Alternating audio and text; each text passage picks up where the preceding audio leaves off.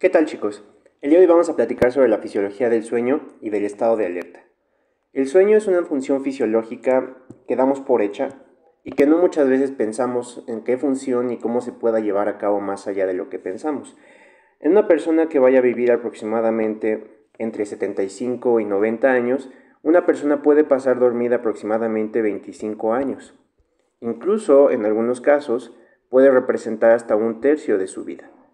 Sin embargo, desde el punto de vista fisiológico, al día de hoy todavía no tenemos mucha claridad de qué es lo que representa el sueño. Si nosotros buscamos una definición específica del sueño, el sueño es una disminución de conciencia que es específicamente reversible, ¿sale? Un estado clínico donde nosotros tenemos una pérdida de conciencia que puede ser reversible pero que es persistente y no fisiológica podría ser un estado de coma, ¿sale? En un estado de coma lo que vemos es una disminución específica del estado de alerta que se modifica de manera marcada y que puede representar un cambio específico muy importante en los sistemas que establecen el sueño y establecen el estado de alerta, ¿sale? Aquí tenemos nosotros la figura de un hipnograma. Un hipnograma es un diagrama que resulta de estudiar las fases de sueño en sus diferentes etapas, ¿sale? Entonces, a partir de un hipnograma, nosotros podemos determinar que el sueño se va a dividir en dos grandes categorías. Vamos a tener el sueño no REM, ¿sale? Y vamos a tener el sueño REM. Dentro del sueño REM nosotros vamos a ver que identificamos tres grandes etapas de sueño no REM. Una etapa 1, una etapa 2 y una etapa 3, ¿sale? En general esta etapa 3 se conoce etapa de sueño profundo y es una de las más reparadoras, mientras que la etapa del sueño REM, que en español se traduce como sueño de movimientos oculares rápidos, es una etapa en la cual, a pesar de que hay disminución en el tono muscular, hay movimientos oculares persistentes y por lo tanto es una de las fases de sueño donde se presenta una de las mayores capacidades de recuperar el estado mental y la función neurológica, ¿sale? Entonces, en nuestro hipnograma podemos ver más o menos durante un periodo de 8 horas cómo se puede presentar una función de sueño de manera normal. Varias cosas pueden surgir de manera importante. Primero, conforme nosotros nos vamos durmiendo, vamos a ir pasando a etapas cada vez más profundas de sueño, siendo la etapa 3 el punto donde estamos en un sueño más profundo. Posteriormente, subimos a una etapa que pudiera parecer más cercano al estado de despierto. De hecho, el sueño REM en muchos sentidos comparte funciones fisiológicas con lo que se ve globalmente en el sistema nervioso central cuando estamos despiertos. Una característica que vamos observando conforme va pasando la noche es que los sueños REM se van volviendo progresivamente más grandes. De hecho, justo antes de despertar, el sueño REM ocupa casi la mayoría del periodo de sueño, mientras que ya no caemos en fases de sueño profundo conforme más adelantamos. Estas fases de sueño REM se van a separar entre sí aproximadamente en un ciclo que dura en promedio 90 minutos. Entonces, las personas en un ciclo de sueño de aproximadamente 8 horas vamos a tener entre 4 y 5 ciclos de sueño de manera fisiológica, ¿sale? Entonces, normalmente nosotros esperaríamos que durante esta pérdida de conciencia reversible tengamos periodos de sueño de 90 minutos y que tengamos entre 4 y 5 periodos o ciclos de sueño durante una forma de dormir normalmente, ¿sale? Debido a que durante el sueño hay una pérdida importante de conciencia, también va a haber modificación en otras funciones fisiológicas normales. Característicamente lo que vamos a ver es una disminución en el tono muscular y vamos a ver también una disminución de conciencia y podemos presentar lo que nosotros reconocemos como sueños, ¿sale? Los sueños sobre todo ocurren de manera mucho más marcada durante el sueño REM. Ahorita lo vamos a ver con un poquito más de detalle.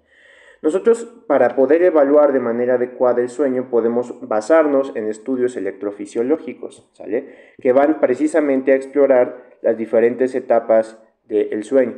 Entonces, nosotros vamos a tomar en general tres lecturas. Una va a ser un electroencefalograma. Este electroencefalograma van a ser electrodos que se colocan directamente sobre el cuero cabelludo y que van a detectar corrientes eléctricas que se generan en la corteza cerebral. vamos a tener también un electromiograma, que nos va a ayudar a evaluar la función muscular durante el sueño. Y vamos a tener también un electrooculograma, ¿sale? Y este electrooculograma nos va a ayudar a detectar movimientos oculares. Cuando nosotros exploramos las diferentes funciones de movimiento, en esta imagen podemos ver nosotros estas diferentes lecturas de los electrodos que ocurren durante un polisomnograma, ¿sale? Entonces, estas tres lecturas se van a integrar en una evaluación clínica que vamos a conocer como polisomnografía, ¿sale? Entonces, el polisomnograma va a detectar diferentes ritmos del electroencefalograma, del electromiograma y del electrooculograma durante las etapas del sueño. Entonces, aquí tenemos nosotros las diferentes lecturas que vamos a obtener durante las diferentes etapas del sueño. Entonces, en el estado de despierto, nosotros vemos en el electrooculograma movimientos oculares constantes, además de que la actividad eléctrica se va a mantener de manera constante. Ahorita vamos a ver con un poquito más de detalle que cuando estamos despiertos, sobre todo vamos a observar actividad cerebral de tipo gamma, ¿sale? Ahorita vamos a determinar a qué nos referimos con actividad cerebral gamma. Durante la primera fase de sueño, lo que observamos es que los movimientos oculares ya no se vuelven tan regulares, ¿sale? Siguen ocurriendo, pero con mucha menor frecuencia. Con respecto a la actividad eléctrica cerebral, ahora vamos a pasar a otro ritmo, en el que vamos a observar que las ondas eléctricas en la corteza cerebral se vuelven muchísimo más lentas. Ahora, lo que sí notamos de manera importante es una reducción significativa de la función muscular detectada por el electromiograma. Cuando pasamos a la fase 2, vamos a observar que los movimientos oculares se vuelven muchísimo más lentos, ¿sale? Y vamos a pasar a una actividad eléctrica que va a tener mucha menor frecuencia y que se va a caracterizar por dos ondas específicas. Entonces, durante la fase N2, nosotros vamos a observar espigas y vamos a observar complejos K, ¿sale? Estas espigas y estos complejos K van a tener características eléctricas distintas de lo que veníamos observando durante la fase de despierto o durante la primera fase del sueño.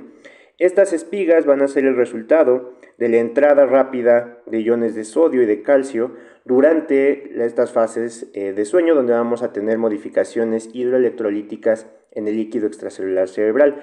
Y lo que sí notamos es que la actividad de las fibras musculares se reduce todavía más. Cuando pasamos a la fase de sueño N3, nuestros movimientos oculares se vuelven todavía más lentos y a nivel de la corteza cerebral vamos a observar ahora estas figuras casi dentadas, ¿sale? Este se llama sueño de ondas lentas. Entonces, a esta fase N3 también se le conoce como fase de sueño de ondas lentas, ¿sale? Esta fase de sueño de ondas lentas se va a caracterizar por una disminución total de la función muscular, lo que se conoce como atonía muscular, y una función cortical cíclica, ¿sale? Caracterizada por ondas lentas. Cuando se pasa al sueño de movimientos oculares rápidos o sueño REM, ahora sí vamos a observar patrones cíclicos en el sueño, donde lo que vamos a observar es el movimiento de los ojos, ya sea hacia un lado o hacia el otro. Van a ser movimientos que van a parecer casi de tipo sacádico, ¿sale? Y que se van a dar por el seguimiento de imágenes que nosotros vamos a observar durante la fase de sueño. Cuando nosotros vemos el electroencefalograma vamos a ver una actividad eléctrica muchísimo más constante. Y ahorita vamos a ver un ejemplo donde vamos a observar algo que se llaman ondas occipito-pontogeniculadas, que son el resultado de oscilaciones eléctricas que se van de la corteza occipital hacia el puente, hacia la corteza geniculada de nuevamente, ¿sale? Y finalmente vemos una atonía muscular completa, donde no vamos a observar ningún movimiento muscular específico que ocurra durante esta fase del sueño. Ahora, ¿cuál es el origen de la función eléctrica que nosotros estamos captando en el electroencefalograma? Lo que vamos a ver es que las neuronas piramidales que se van a encontrar en la corteza cerebral van a tener oscilaciones extracelulares, ¿sale?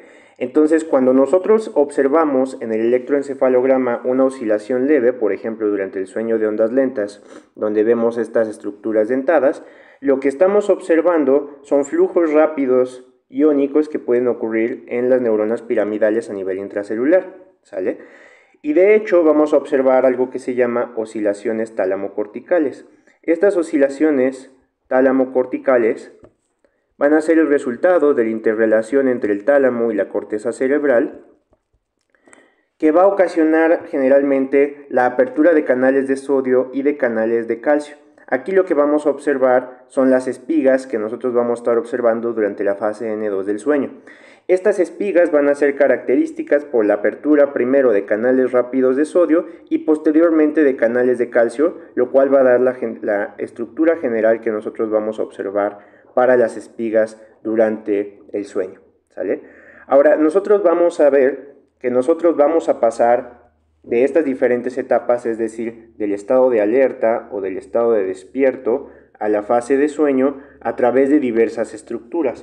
Hoy en día se sabe que diversas estructuras participan en el estado de alerta, pero en la neurofisiología clásica se había establecido originalmente que existía un sistema reticular activador ascendente. Este sistema reticular activador ascendente básicamente era el que se encargaba de iniciar el estado de alerta, ¿sale? Se pensaba que era una estructura que se encontraba en el tallo cerebral, aproximadamente a nivel del puente y el mesencéfalo, que generaba un sistema activador que prendía globalmente la corteza cerebral. Hoy en día este sistema reticular activador ascendente ya se ha desagregado en diferentes estructuras y se sabe que hay dos neurotransmisores que son esenciales para mantener el estado de alerta, particularmente el glutamato y acetilcolina, ¿sale? Entonces vamos a ver un esquema general de cómo se presentan estos sistemas activadores ascendentes, ¿sale? Primero vamos a tener que una de las principales estructuras que va a participar en el inicio del estado de alerta va a ser el núcleo parabraquial.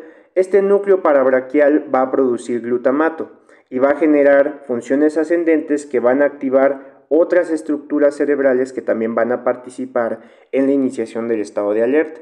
Por un lado, tenemos al núcleo pedúnculo-pontino. Este núcleo pedúnculo-pontino, igualmente a través de la activación de glutamato, va a favorecer estados de alerta de manera significativa. Más hacia arriba vamos a encontrar a los núcleos supramamilares que se encuentran en el hipotálamo. Los núcleos supramamilares del hipotálamo van a producir GABA y también glutamato. Entonces, generalmente cuando se da una inhibición de la función de los núcleos supramamilares, nosotros vamos a tener un estado de alerta. Y finalmente el prosencéfalo basal, que este prosencéfalo basal va a ser una estructura que va a funcionar sobre todo con acetilcolina y con GABA. Y se van a encargar de mandar señales hacia toda la corteza cerebral que va a dar una indicación de que tenemos el estado de alerta. Cuando nosotros tenemos una lesión, ya sea del prosencéfalo basal, de los núcleos supramamilares o del núcleo parabraquial o el núcleo pedúnculo-pontino, nosotros vamos a tener un coma irreversible del que no van a poder despertar las personas, ¿sale? Entonces, cuando nosotros dañamos estas estructuras, sí vamos a perder la capacidad de iniciar el estado de alerta. Sin embargo, existen otras estructuras que van a participar en mantener el estado de alerta, pero que no necesariamente si se dañan van a ser totalmente irreversibles. Aquí encontramos, por ejemplo, al núcleo túbero-mamilar que produce histamina.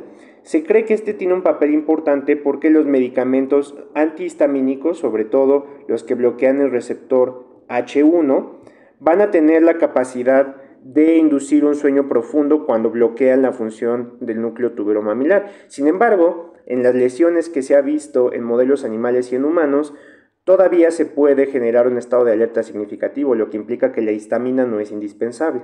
Otra estructura que también modula el estado de alerta, pero que no necesariamente es indispensable para mantenerlo, es el núcleo del RAFE. El núcleo del RAFE tiene un papel importante debido a que es una estructura que produce serotonina. Otro importante va a ser el locus ceruleus. Habíamos hablado que el locus ceruleus tenía un papel importante en la generación de la atención y esto lo hace a través del neurotransmisor norepinefrina, ¿sale? El núcleo laterodorsal tegmental también produce acetilcolina y va a tener también un papel importante regulando funciones directamente a través de la activación del tálamo, mientras que el núcleo pedúnculo-pontino, que también va a producir acetilcolina, va a tener una función modulatoria. Entonces, este sistema activador ascendente ya no solamente se ubica en el sistema o en la formación reticular, sino que como ya vimos es una serie de estructuras que va a participar a diferentes niveles y que también va a ser modulado por diferentes neurotransmisores, ¿sale? Ahora, así como existe un sistema de alerta, también va a existir un sistema de sueño. De hecho, vemos que aquí tenemos nosotros componentes GABAérgicos. Estos componentes GABAérgicos van a tener diferentes funciones, pero entre ellas van a participar inhibiendo el sueño, ¿sale? Entonces va a haber centros neurológicos que van a participar específicamente iniciando el sueño, y estos centros GABAérgicos de lo que se van a encargar es de inhibir esa tendencia a producir sueño, ¿sale? Entonces, ¿cuáles son las estructuras que están involucradas con la producción de sueño? Bueno, como nosotros vimos hace un momento, va a haber estructuras que van a participar durante la iniciación de la conciencia, como va a ser el núcleo supramamilar, el núcleo parabraquial y el núcleo pedúnculo pontino, y va a haber dos grandes estructuras que van a participar en la iniciación del sueño. Uno de ellos va a ser esta región, donde nosotros vamos a encontrar a el núcleo preóptico, específicamente en su porción ventrolateral y en su porción mediana, y este núcleo preóptico va a producir GABA y galanina. Entonces, el núcleo preóptico, tanto en su porción ventrolateral como en su porción mediana, van a producir GABA, que es el ácido gamma-aminobutírico, y galanina. Y como nosotros vamos a ver ahorita en este diagrama, la activación de este núcleo va a favorecer la inhibición, por ejemplo, de algunas estructuras que están involucradas en el estado de alerta. Entonces, por ejemplo, el núcleo preóptico va a mandar aferencias hacia el núcleo supramamilar y con ello va a inhibir su capacidad para iniciar el estado de conciencia.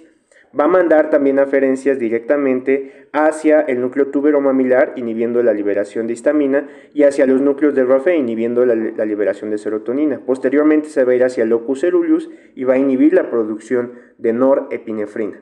Vamos a tener también que inhibe las otras estructuras que están involucradas en la iniciación del estado de conciencia, y también va a inhibir la activación del área tegmental ventral y del área gris periacueductal, los cuales participan, como recordamos en las clases previas, en la activación del sistema mesolímbico cortical, pero que también a través de la función de dopamina van a participar en funciones motoras y en regulaciones del estado de alerta, ¿sale? Existe otro núcleo que también va a tener un papel importante, que es el núcleo parafacial. Este núcleo parafacial está esquematizado aquí en la figura como PFZ. Este es un núcleo que libera GABA, ¿sale? Y entonces en las funciones GABAérgicas lo que va a hacer es que va a inhibir también al núcleo parabraquial y al núcleo pedúnculo pontino, y por lo tanto va a inhibir esta capacidad ascendente. Ahora vamos a ver que el sueño y el estado de alerta son estados mutuamente excluyentes. A pesar de que generalmente nosotros podemos percibir que nos tardamos en quedarnos dormidos, por ejemplo, en realidad a nivel neurológico, quedarse dormido es casi un fenómeno instantáneo, ¿sale? Entonces aquí tenemos, por ejemplo, nuestro núcleo preóptico ventrolateral y nuestro núcleo preóptico mediano. Cuando se activan estos dos núcleos, van a inhibir directamente al sistema ascendente activador y por lo tanto van a promover el sueño. Por el contrario, cuando se activa este sistema activador ascendente, va a inhibir al núcleo preóptico y va a inducir un estado de despierto. Entonces, a este sistema donde pasamos espontáneamente entre el sueño y el despierto se le llama un sistema switch, ¿sale? En el que nosotros vamos, una vez que ya tenemos sueño y nos vamos a quedar dormidos, rápidamente es fácil quedarse dormido por la activación del área preóptica, o es fácilmente quedarse despierto. Y esto se puede dar por una activación directa de cualquiera de los núcleos que están involucrados en el sistema activador ascendente, ¿sale? Ahora, en el sueño, como vimos, nosotros vamos a pasar en diferentes etapas. Lo que acabamos de estudiar es rápidamente la estructura neurológica que se da simplemente para el fenómeno de iniciación del sueño. Pero vamos a tener nosotros también otras estructuras neurológicas que van a estar involucrados específicamente en la iniciación del sueño REM, ¿sale? Entonces vamos a identificar nosotros diferentes estructuras que van a participar en el sueño REM, y va a haber estructuras que lo que van a hacer es que van a prender el sueño REM, entonces que se llaman estructuras de switch on para el sueño REM, y estructuras que van a inhibir el sueño REM, que se llaman estructuras off para el sueño REM. Entonces hay una estructura específica que va a participar en la activación del sueño REM, y es el núcleo subceruleus, ¿sale? Entonces, este núcleo subceruleus lo que va a hacer es que va a tener diferentes funciones. Entonces, en el ON va a participar el núcleo subcerúleo, ¿sale? Y este núcleo subcerúleo va a mandar neurotransmisión de tipo GABAérgica y glutamatérgica. Particularmente GABAérgica va a mandar estructuras descendentes hacia la médula espinal y va a favorecer la activación de interneuronas inhibitorias que van a favorecer la pérdida del tono muscular, que es característica del sueño REM, ¿sale? Va a mandar también una activación directamente hacia el prosencéfalo basal y va a inhibir la capacidad del prosencéfalo basal para favorecer la activación de la corteza cerebral.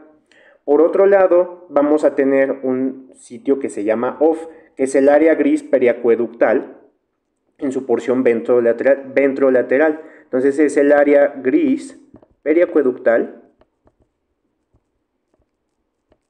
en su porción ventrolateral.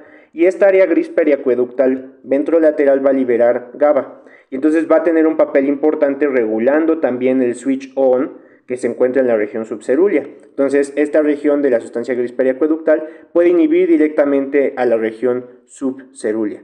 Vamos a tener algunas otras estructuras que van a modificar, activando e inhibiendo estos dos switches en el núcleo subcerúleo y en el área gris periacueductal. Vamos a tener, por ejemplo, neuronas orexinérgicas que se encuentran en el hipotálamo lateral. Entonces, en el hipotálamo lateral, nosotros vamos a tener estructuras que van a liberar orexina. La orexina participa, entre otras cosas, en la regulación de la ingesta, pero la orexina es un neurotransmisor que va a tener un papel importante inhibiendo el sueño REM, ¿sale? Entonces, por ejemplo, cuando un animal lo que busca es querer comer, va a liberar orexina, va a inhibir el sueño REM y va a promover el estado de alerta.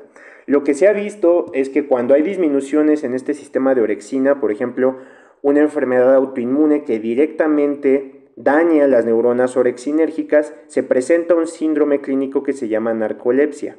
La narcolepsia es un síndrome clínico en el cual nosotros observamos que las personas pueden pasar espontáneamente de un estado despierto a un estado dormido y particularmente a un estado dormido en sueño REM. Entonces esto puede presentar una activación de sueño REM espontánea, ¿sale?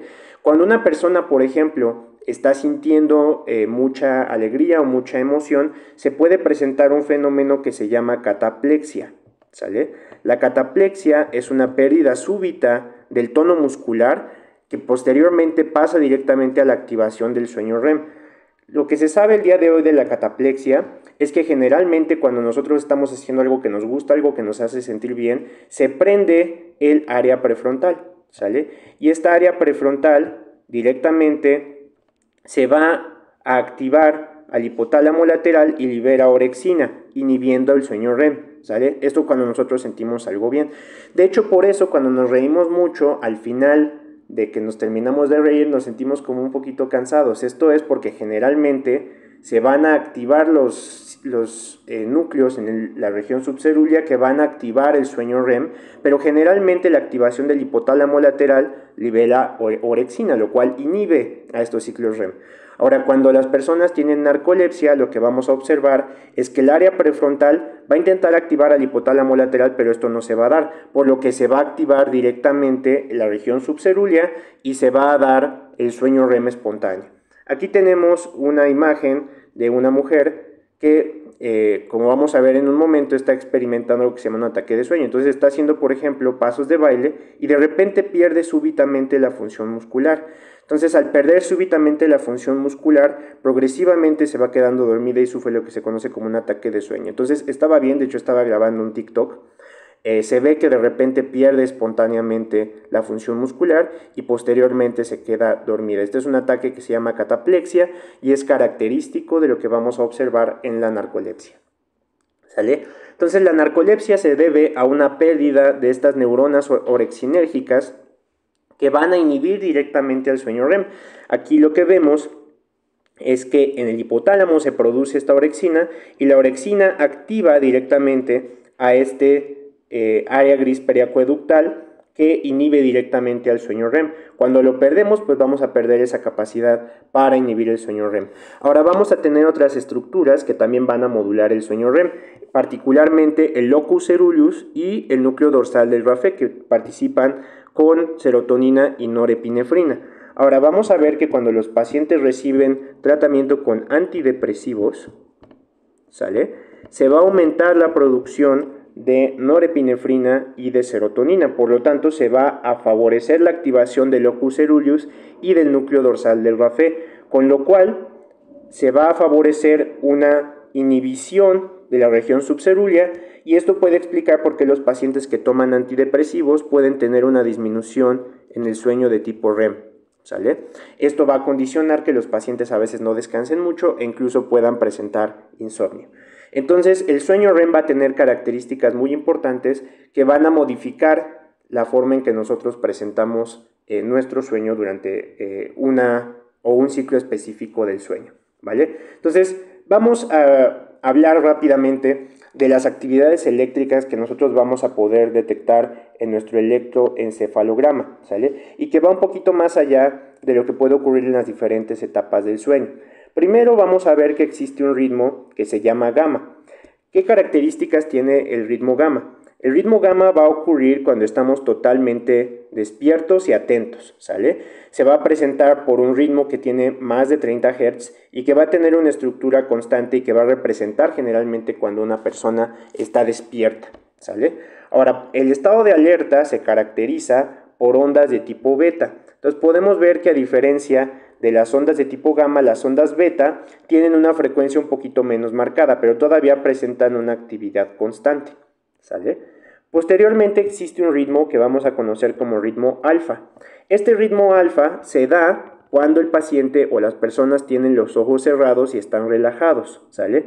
Este ritmo alfa es lo que más se parece a cuando estamos pasando a un estado de sueño. Entonces aquí estamos relajados, pero no estamos descansando, todavía hay actividad eléctrica constante. Y entonces se presenta una oscilación que se llama ritmo alfa y que generalmente induce un estado de relajación o de inicio hacia el estado de cansancio, ¿sale? De hecho hay muchos videos en YouTube, muchas técnicas que supuestamente inducen el ritmo alfa. Lo que induce el ritmo alfa de manera mucho más eficiente es simplemente cerrar los ojos. Entonces, cerrar los ojos va a inducir un ritmo alfa y va a desacelerar la frecuencia de las ondas cerebrales con respecto a lo que nosotros observamos durante el ritmo gamma y durante el ritmo beta. Posteriormente vamos a observar nosotros dos ritmos muchísimo más lentos. Uno van a ser los ritmos teta, y estos ritmos teta los vamos a observar cuando estamos cansados, pero también los vamos a observar durante la fase N1 del sueño. Entonces, estas ondas teta ya van a ser mucho más frecuentes cuando ya estamos cansados o estamos en etapas tempranas del sueño. Cuando ya estamos durmiendo, se va a caracterizar por un sueño ya sea de ondas lentas, pero también podemos observar estas ondas de tipo delta. Y estas ondas delta van a ser características de las fases del sueño, sobre todo de las fases N2 y de las fases N1, ¿sale? Cuando nosotros estudiamos, por ejemplo, diferentes funciones que se pueden presentar en el sueño, tenemos que tener en cuenta que nosotros vamos a tener que adaptar nuestras funciones generalmente a nuestros ritmos circadianos. Entonces, el sueño va a responder a dos grandes estímulos. El primero va a ser a la necesidad de dormir. Entonces, la necesidad de dormir es directamente proporcional a cuánto tiempo pasamos despiertos. Entonces, entre más tiempo pasemos despiertos, más necesidad vamos a tener de dormir, ¿sale? Y por otro lado, también el sueño va a estar ligado a los ritmos circadianos. ¿A qué nos referimos con los ritmos circadianos? Van a ser los que están relacionados con un ciclo de aproximadamente 24 horas y que tienen que ver con el ciclo de luz y oscuridad. Entonces, nosotros tenemos aquí un diagrama en el cual vamos a observar la necesidad de dormir y la necesidad circadiana de dormir. Entonces, a las 8 de la mañana, que estamos totalmente alertas, o bueno, idealmente estamos totalmente alertas, nuestra necesidad de dormir va a ser poquita, ¿sale? Y como vamos a estar despiertos, tampoco vamos a tener una necesidad importante de dormir. Sin embargo, conforme va pasando el día y pasamos más tiempo despiertos, nuestra necesidad de dormir va aumentando a lo largo del día, ¿sale? Y esta necesidad de mantenernos despiertos circadiana va a tener su pico durante la tarde y después va a disminuir, ¿sale? Entonces, por eso, en este punto en la tarde, muchas personas toman siestas, ¿sale? Aproximadamente entre las 4 y las 5 de la tarde, porque hay una necesidad circadiana debido a que tenemos una acumulación de sueño de las actividades del día. Entonces, si ustedes toman ciertas siestas durante la tarde, no es nada anormal, de hecho es algo que se puede considerar como una necesidad circadiana. Conforme nos vamos acercando hacia la noche, se acumula esta necesidad de dormir y entonces aquí la tendencia circadiana a dormir lo facilita y entonces podemos tener el sueño. Lo mismo, conforme vamos teniendo más sueño, nuestra necesidad de mantenernos dormidos va disminuyendo y entonces vamos a perderla, ¿sale? Ahora, los ritmos circadianos van a estar gobernados por una estructura que se va a encontrar en el hipotálamo, que es el núcleo supraquiasmático del hipotálamo. Este núcleo supraquiasmático del hipotálamo ya lo habíamos mencionado cuando estudiamos la neurofisiología del sistema visual y nosotros recordamos, por ejemplo, que las células ganglionares intrínsecamente fotosensibles mandaban aferencias directas hacia el núcleo supraquiasmático. Estas células ganglionares intrínsecamente fotosensibles sensan precisamente la luz y tienen la capacidad de autodespolarizarse, por lo que mandan señales directamente al núcleo supraquiasmático, en específico sobre el ciclo luz-oscuridad. Entonces, estas células que se van a encontrar en la retina van a mandar información hacia el núcleo supraquiasmático indicando cuándo es de día y cuándo es de noche para favorecer una estimulación circadiana. Pero hace unos años, me parece que fue 2018-2019, se recibió el Premio Nobel de Medicina por describir los mecanismos moleculares que subyacían a los ritmos circadianos. Hoy en día sabemos que existen relojes moleculares que van a favorecer estos ritmos circadianos a nivel del núcleo supraquiasmático y que van a estar modulados por dos proteínas, una proteína que se llama BMAL1 y una proteína que se llama CLOCK, ¿sale? Entonces las proteínas BMAL1 y CLOCK se consideran proteínas reloj. Estas van a formar un dímero y van a favorecer la activación de una región en el ADN que se llama región de caja E, ¿sale? Entonces esta región iVOX o de caja E va a favorecer la producción de dos proteínas importantes, que son las proteínas periodo y las proteínas criptocromo, ¿sale? Entonces estas proteínas periodo y criptocromo se van a expresar durante el día, ¿sale? Y posteriormente se van a dimerizar y van a activar un complejo que se llama el complejo de caseína sinasa 1, epsilon o delta, y cuando se unen estas proteínas periodo y criptocromo a este complejo CK1 van a inhibir a BMAL1 y CLOCK durante la etapa de oscuridad, ¿sale? Entonces esta es una forma en la cual el núcleo supraquiasmático va a poder sensar cambios en el día. Entonces estos estímulos que vienen de las células ganglionares intrínsecamente fotosensibles van a favorecer la transcripción de BMAL1 y de CLOCK para favorecer su activación eVOX durante la fase del día. Posteriormente se va acumulando estas proteínas periodo y estas proteínas criptocromo y entonces a final del día durante la fase oscura van a inhibir a esta proteína para que no se dé, ¿vale? Y esa es la forma en la que el núcleo supraquiasmático va presentando un ritmo circadiano a lo largo del día. Ahora, seguramente ustedes se han preguntado cómo es que las personas invidentes pueden representar esta estructura o si pueden dormir de acuerdo a los ritmos circadianos. Pues bueno, hoy en día se sabe que esto depende. Si la causa de la ceguera destruyó las células ganglionares intrínsecamente fotosensibles, entonces la persona invidente no va a poder tener ritmos circadianos y como nosotros vemos en este experimento, conforme nosotros vamos pasando, cada vez se va a desincronizar más el día, hasta que básicamente se pierde un día completo durmiendo, ¿sale? Esto se debe a que no va a haber un estímulo luz-oscuridad que favorezca una función normal del sueño. A esto se le llama un trastorno circadiano del sueño REM, ¿sale? De hecho es una de las causas más frecuentes de insomnio.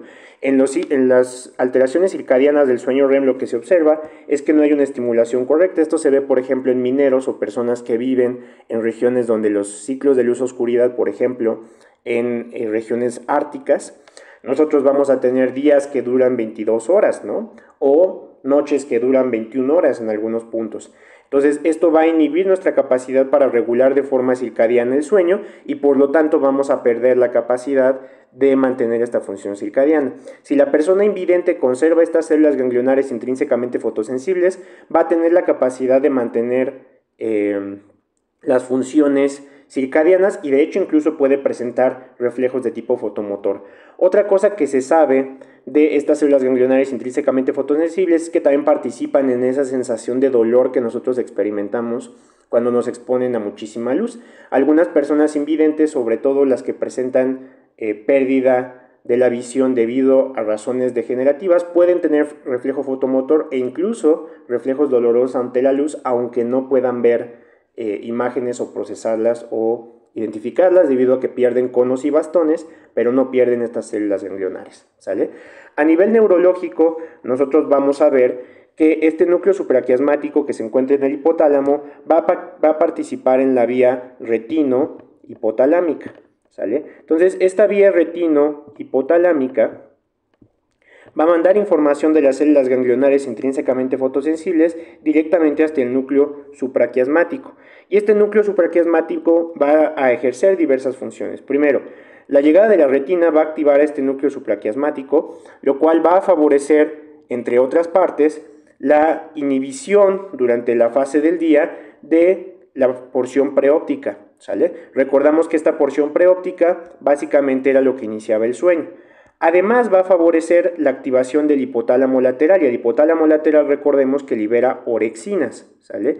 Y las orexinas inhiben el sueño REM. Entonces, otra de las cosas que va a hacer esta vía retinohipotalámica es que va a prender el hipotálamo lateral y con ello va a promover un estado de alerta.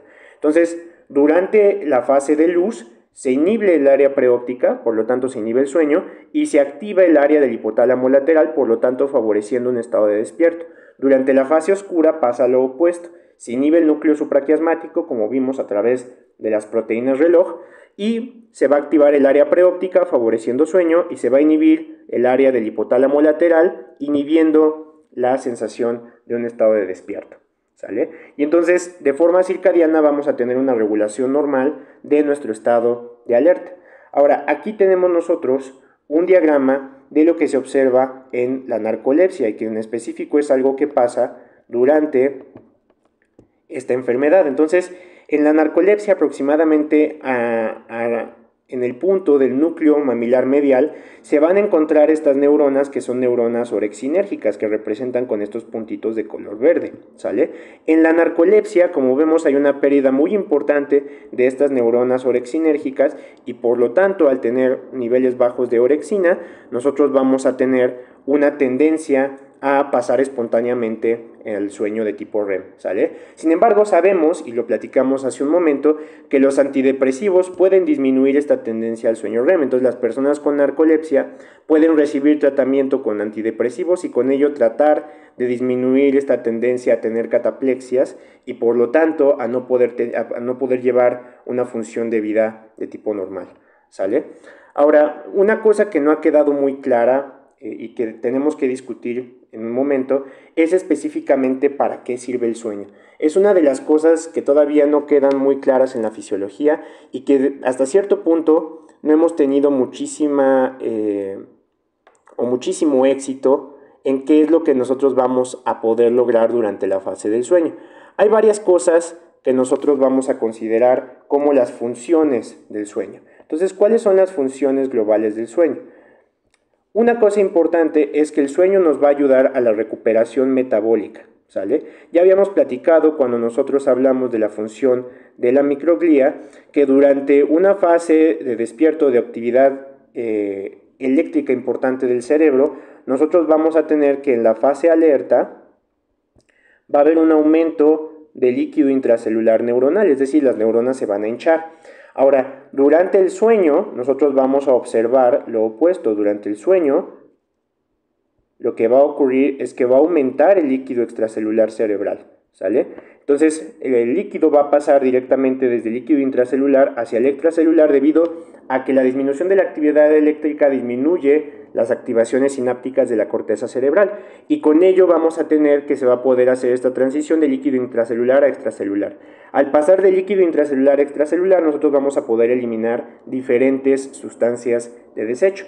Aquí tenemos los resultados de un estudio reciente que se presentó en Science y vamos a ver que la dirección del fluido del líquido cerebral cambia durante el sueño, ¿sale? Entonces, en el plexo coroideo nosotros vamos a encontrar que se produce el líquido cefalorraquídeo, ¿sale? Entonces, esta producción de líquido cefalorraquídeo en el plexo coroideo va a empezar a generar un ciclo específico que va a circular alrededor del cerebro y que normalmente va a salir a través de las vellosidades aracnoideas, ¿sale? Ahora vamos a ver que durante el sueño se va a hacer un flujo retrógrado de líquido cefalorraquídeo, lo que va a hacer que el sueño de ondas lentas permita la oscilación de este líquido de manera más importante, favoreciendo, entre otras cosas, la eliminación de desechos, ¿sale? Entonces, durante el sueño nosotros vamos a tener que se va a hacer un cambio en la forma en que está fluyendo. Normalmente tenemos la producción, pasa hacia las vellosidades aracnoideas y se elimina. Sin embargo, durante el sueño vamos a tener un flujo que va a cambiar en sentido opuesto y que por lo tanto va a permitir que se tome todos los productos de desecho que se generan durante la función sináptica y se puedan eliminar durante el sueño. Entonces la recuperación metabólica del líquido cefalorraquídeo y de la función cerebral puede tener un papel muy importante en este punto, ¿sale? Otra cosa que se sabe que ocurre durante el sueño es que se va a permitir la generación de memoria a largo plazo. Entonces, hoy en día se sabe que la capacidad para consolidar memorias es directamente dependiente de que tengamos un sueño de adecuada calidad. De hecho, si ustedes estudian esta clase y después se van a dormir, van a poder recordar muchas más cosas que si la estudian antes de llegar a la clase del día de hoy, ¿sale? Porque el sueño va a permitir eliminar sinapsis que no contribuyen, es decir, sinapsis de baja intensidad, y refuerza sinapsis de alta intensidad, manteniendo y favoreciendo la estructura molecular a largo plazo. Otra cosa que hace el sueño es que va a permitir disminuir o favorecer sobre todo mecanismos de reparación tisular. Entonces, por ejemplo, debido a que durante el estado de despierto nosotros vamos a tener una actividad sináptica importante y por lo tanto vamos a tener cambios en gradientes iónicas importantes, nosotros no vamos a poder tener una función normal en el sueño que nos permita mantener una reparación tisular adecuada. Entonces, reparar la glía, reparar las neuronas, reparar el ADN se va a dar sobre todo durante la fase de sueño. Otra cosa que nosotros vamos a tener durante el sueño es que vamos a poder observar una disminución en la inflamación, sobre todo en los ciclos de interleucina 6. Entonces, disminuye la inflamación a largo plazo y se cree que también va a favorecer la limpieza del beta amiloide. El beta amiloide es una proteína mal plegada que si se acumula en el cerebro puede inducir cambios patológicos que se observan durante la enfermedad de Alzheimer. Entonces, esta disminución de la inflamación y la limpieza de material de desecho como el beta amiloide ocurren durante el sueño. Y si nosotros no tenemos un sueño adecuado, no vamos a tener una función normal que podamos observar durante el sueño, ¿sale? Ahora, pueden existir, debido a todas las funciones que abarcan el sueño, un montón de alteraciones en el sueño, ¿sale? Y vamos a discutir alguna de ellas y cómo pueden afectar.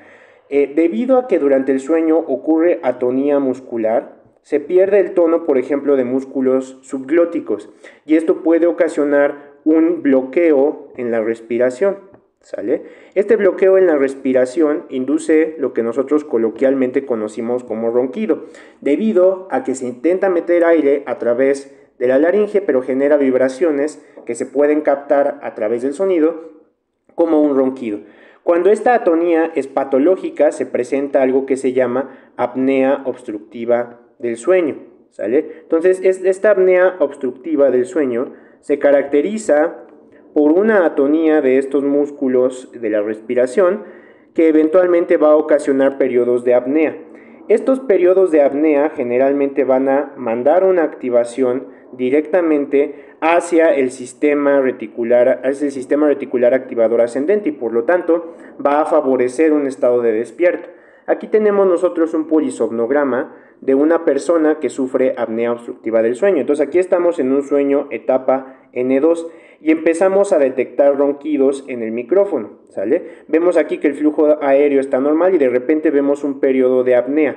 Esto se debe a la atonía de los músculos respiratorios que se pueden observar durante el sueño. Entonces se presenta un ronquido importante y debido al periodo de apnea, se intenta meter aire, genera un ronquido y entonces pasamos a la fase de despierto.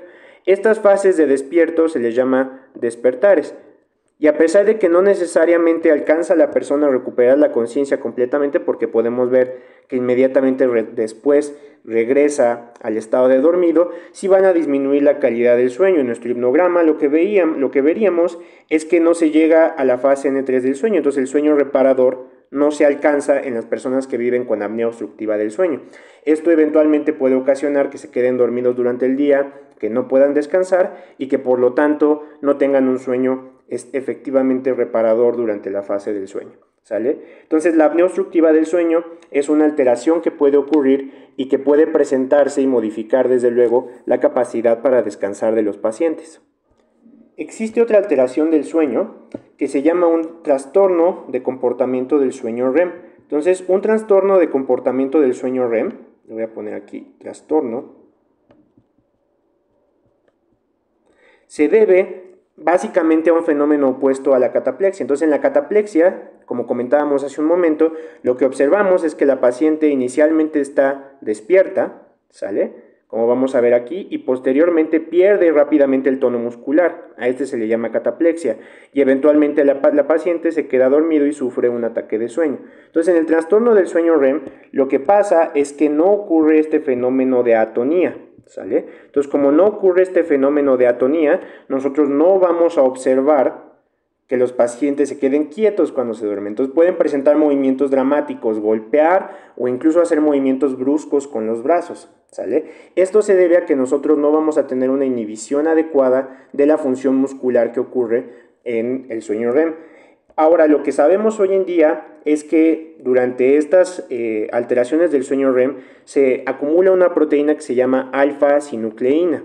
Ahora, esta proteína alfa-sinucleína es una proteína que se empieza a acumular sobre todo en pacientes que presentan trastornos del movimiento como la enfermedad de Parkinson, aunque también se ha observado en algunas otras sinucleopatías que incluyen la demencia por cuerpos de Lewy o la atrofia de sistemas múltiples. Entonces, en la demencia por cuerpos de Lewy y en la atrofia por sistemas múltiples nosotros vamos a observar alteraciones motoras.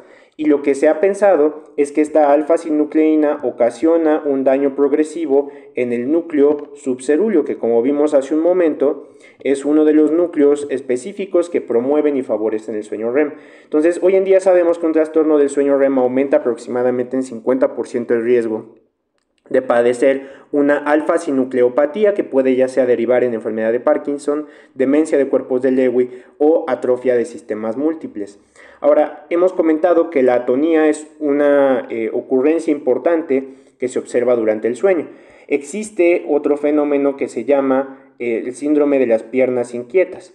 Este síndrome de las piernas inquietas se debe generalmente a alteraciones genéticas y es una sensación de movimiento importante en las piernas. Los pacientes mueven mucho las piernas mientras duermen e incluso a veces se tienen que levantar y esto hace o impide que se puedan quedar dormidos, ¿sale? Entonces empiezan a mover los brazos y empiezan a mover las piernas, sobre todo durante el sueño de tipo no REM, ¿sale? Esto los despierta e impide que puedan mantener el sueño de manera correcta.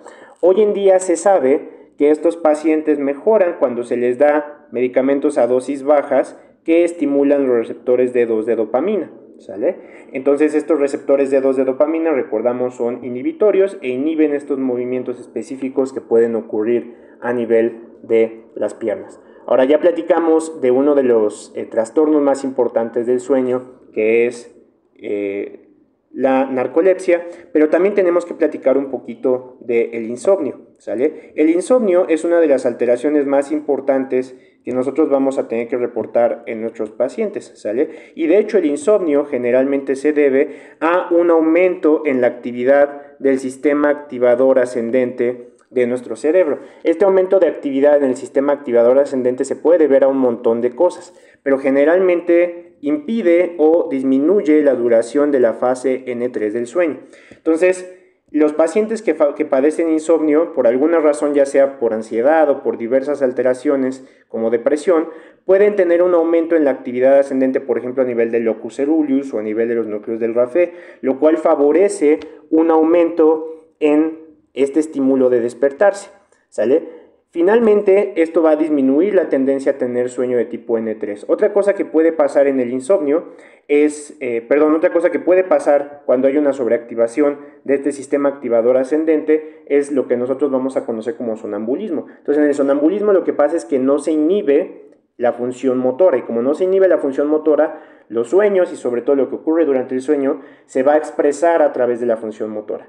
Esto también disminuye la capacidad del sueño N3. Lo que se ha observado es que tanto para el insomnio como para el sonambulismo e incluso para los terrores nocturnos, se tiene que modificar las tendencias que disminuyen la activación, entonces se tiene que dar terapia cognitivo-conductual y eso es lo único que tiende a mejorar la función en estos pacientes, ¿sale? Entonces, como podemos ver, el sueño tiene un montón de funciones. Vamos a ver que globalmente vamos a tener un estado de alerta, va a tener estructuras neurológicas que van a participar en la activación de la alerta y estructuras que van a participar en la iniciación del sueño.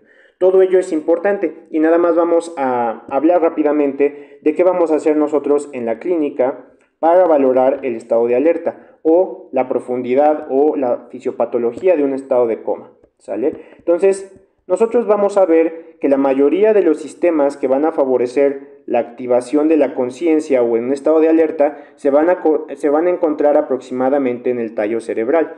Entonces va a haber varias causas que nosotros vamos a observar que pudieran causar coma. Globalmente van a ser dos grandes razones que pueden causar coma. Una puede ser una causa metabólica, y la otra puede ser una causa estructural. Esta causa estructural se puede deber a un traumatismo, se puede deber a un evento vascular cerebral, se puede deber a un daño específico a alguna estructura, ¿sale? Entonces, debido a que el sistema activador ascendente se encuentra en el tallo cerebral, generalmente los clínicos van a buscar hacer una evaluación de las diferentes funciones que vamos a encontrar en el tallo. Por ejemplo, movimientos oculares, el reflejo vestíbulo ocular,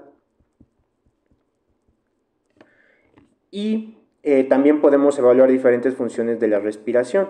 Entonces todo esto nos va a ayudar a identificar si todo esto está intacto, entonces muy probablemente este sistema activador ascendente va a estar intacto y la causa muy probablemente va a ser metabólica, ¿sale? Ahora, si nosotros no tenemos claridad de qué pudiera estar causando un estado de coma, pues tenemos que entender todos los procesos que pueden estar dañados. Ya habíamos dicho que cualquier daño directo a las estructuras que pueden favorecer la activación del sistema de alerta, como el núcleo pedúnculo pontino, el núcleo parabraquial, el núcleo supramamilar o el prosencéfalo basal, puede inducir un estado de coma. Pero una evaluación simple de las estructuras que se van a encontrar directamente en el tallo cerebral que pueden favorecer un estado de despierto, puede favorecernos ayudar a entender si es que hay una causa estructural o una causa metabólica de nuestro estado de coma. Ahora, en el estado de coma nosotros vamos a tener una pérdida de conciencia no reversible, ¿sale? Y generalmente, desde un punto de vista clínico, nosotros lo vamos a poder evaluar con nuestra escala de coma de Glasgow. Si nosotros quisiéramos hacer, por ejemplo, una escala de coma de Glasgow en un paciente que solamente está dormido, nosotros tenemos que evaluar, por ejemplo, una respuesta al dolor. Un paciente que está dormido, aunque esté dormido de forma muy profunda, va a tener una respuesta adecuada al dolor y por lo tanto va a pasar a un estado de conciencia, ¿sale? Ahora, durante nuestra etapa de vida nosotros vamos a observar que conforme nosotros envejecemos, nosotros vamos a dormir cada vez menos, ¿sale? Entonces, por ejemplo, cuando somos pequeños, somos neonatos, somos recién nacidos, dormimos aproximadamente 16 horas al día, ¿sale? Entonces, estas 16 horas al día de hecho son muy erráticas, por eso luego los padres no pueden dormir porque se van a dar, pero se van a dar de sueño profundo y de manera muy esporádica. Va disminuyendo progresivamente el sueño hasta que más o menos en la infancia se queda a 10 horas al día, pero es un sueño muy profundo. Entonces los niños, ustedes seguramente si tienen primitos, pueden ver que duermen de forma muy profunda, ¿sale? Y es muy difícil despertarlos desde el sueño. Esto nos lleva hasta lo que aproximadamente vemos en los adultos, que es 8 horas al día, que es lo que normalmente dormimos los adultos, ¿sale? Sin embargo, conforme nosotros envejecemos, nosotros vamos a observar que hay una reducción sobre todo de la fase N3 del sueño. De hecho, llega a haber un punto en que se pierde completamente la fase N3 del sueño. Esto quiere decir que el sueño en las personas adultas mayores va a ser más superficial y se va a fragmentar. Debido a que se va a perder esta fase de sueño profundo, pueden pasar de una fase 2 a un estado de alerta rápidamente, ¿sale? Entonces pueden tener insomnio durante la noche, pueden no dormir de manera adecuada y se pierde a veces completamente esta fase N3. De hecho, en general se observa que en las personas, conforme pasan los 60 años, pueden tener una reducción de hasta entre 6 y 7 horas de sueño al día, ¿sale? Lo cual va a disminuir de manera importante esta capacidad para dormir. Entonces, conforme vamos envejeciendo, esta capacidad para mantener el sueño se va a ir perdiendo y esto ocasiona que los pacientes adultos mayores tengan muchos trastornos del sueño que puedan ocurrir de manera ya sea fisiológica, por ejemplo la fragmentación del sueño es algo que pudiéramos esperar del envejecimiento normal, pero también pudiera ser no fisiológica, presentando insomnios, alteraciones del ritmo circadiano o incluso trastornos del sueño REM. Como vemos, el sueño todavía es algo que conocemos mucho, pero que no tenemos muchísima claridad de cuál es su función global y de cómo puede presentarse en diferentes contextos. Entonces ahorita acabamos de dar un panorama importante de la fisiología del sueño y vamos a terminar en nuestro curso de neurofisiología con las partes integrativas que tienen que ver con la neurofisiología de la memoria en próximas clases. Muchas gracias chicos y que tengan buen día.